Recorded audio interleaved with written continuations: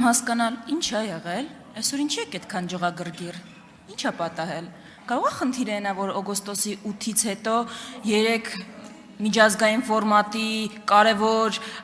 հարթակներում ելույթ եք ունեցել ու 3-ում էլ ստիպված եք եղել խոստովանել, որ այն օրակարգը, որը ժողովրդի վրա ուզում եք ծախել, տապալված է։ Ստիպված եք եղել վախվորած սենց ասել, խնդրում եմ այլևէ թող պարզաբանի, ինչ նկատի ունես տերմինաբանությունը օգտագործելով։ Եթե տերմինների շուրջ եք պայմանավորվել, զարմանում եմ ինչի մասին եք հայտարարում, որ բարդ հարցերի մասին պայմանավորվել եք։ Մունաթ եք գալիս ԵԽԽՎ падգամավորի վրա, ասում եք դատապարտում եմ Զանգեզուրի միջանցքը տերմինը, որ օգտագործում ես։ Պետք մարդը այլևի տերմինն է օգտագործում, այլևին կարող է դատապարտեք։ Հետո ուզում եք հաջորդին կանգնենք, հաջորդ չորեքշաբթի որ գաք այստեղ կանգնենք, աջ ձեռքը առաջ տնկենք, ասենք կեցե մեր ֆյուրերը։ Ինչ անում եք, դուրները չի գալիք։ Կարող բանը կկողմնորոշվեք, վերջը մենք ձեր համար սրտի ընդդիմություն ենք, թե բան ենք, սպառնացող վտանգ, որոնց պետքա բան անել,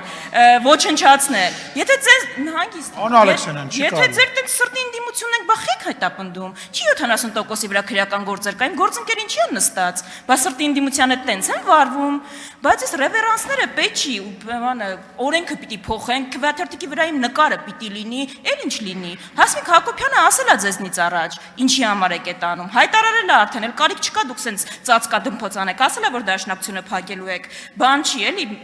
ձեզնից առաջ անկել ասել է, տենց կարիք չկա, չունեք դուք քողարկելու։ Հիմա հարցս ԵԽԽՎ-ում, որ ասում եք, գլուխ եք գովում, որ Հայաստանը այնքան ժողովրդավար է, որ կան ընդդիմադիր համայնքապետեր, ովքեր ընտրվել են։ Պարզ հարց ունեմ ձեզ, մի հատ կասեք այդ ընդդիմադիր համայնքապետերը ո՞նց է ստացվում, որ հենց ընտրվում են, իրանց նկատմամբ քրեական գործ է հարուցվում։ Որ ընդդիմադիր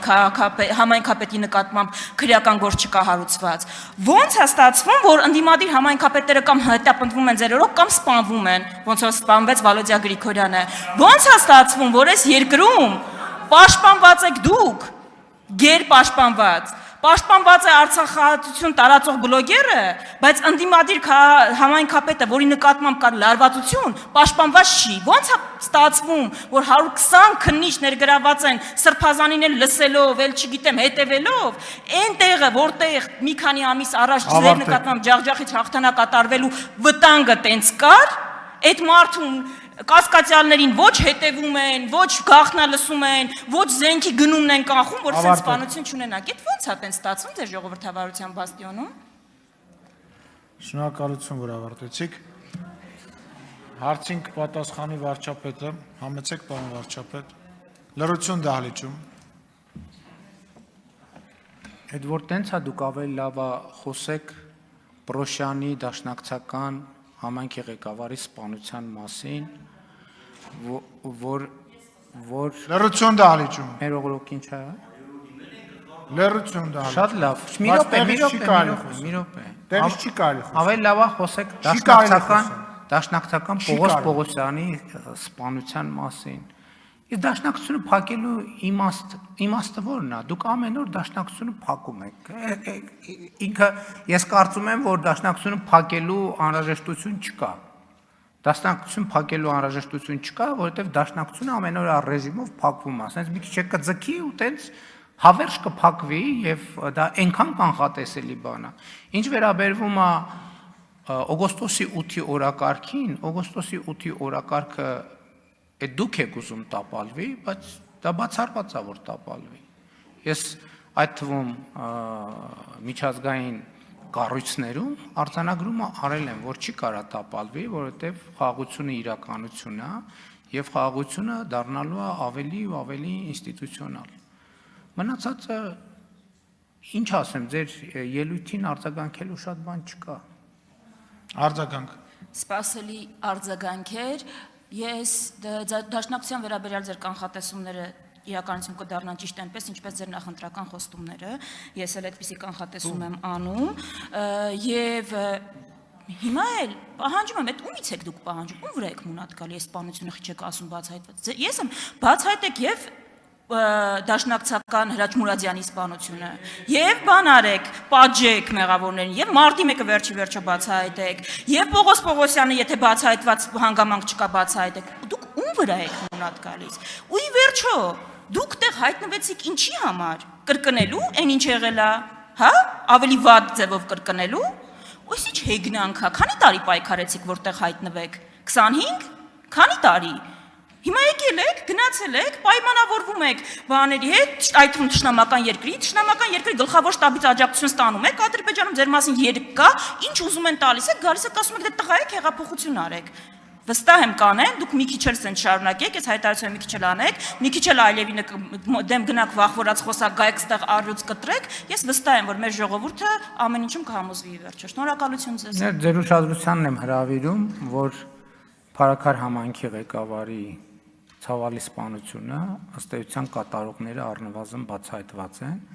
եւ որևէ կասկած չունեմ, որ ամբողջական կբացահայտվի։